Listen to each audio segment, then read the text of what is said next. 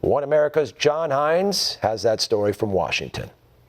If President-elect Donald Trump is right, change may come to NATO, but not right away. For instance, although the Obama administration has tried to get NATO allies to foot more of their defense bill, much more remains to be done to ensure the burden of paying for European security is spread more evenly. Certainly in all of my conversations with my counterparts in the region, I have stressed the importance of every country in the alliance putting in place a plan to meet that targeted spending of 2% of GDP for defense. And we are seeing some positive trends in this direction, but there's certainly much more that needs to happen. Much more needs to happen to get allies to foot the bill for their own defense, says Air Force Secretary Deborah Lee James in remarks to the Atlantic Council, a Washington foreign policy think tank.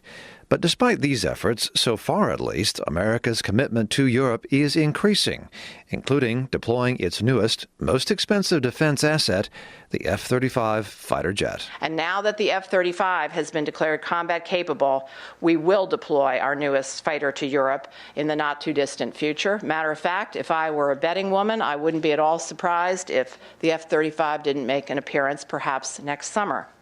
The unique combination of stealth, situational awareness, and sensor fusion will play an important role in reassuring allies and providing deterrence. Not only is America devoting more defense resources to NATO, but the new defense secretary-designate has some strong ties to NATO, says Dr. Alexander Crowther of the National Defense University. The good news for NATO is that General Mattis was the commander of the Supreme Allied Command Transformation in Norfolk, which is one of the two major NATO commands. And so he's familiar with how NATO works. He's also worked in Afghanistan and Iraq with all of the people who are our major NATO allies. So he'll be very comfortable with it and very pro-NATO, which is a good thing. President-elect Trump may achieve his goal of reassessing America's relationship with NATO, but it's likely to be a slow, methodical process.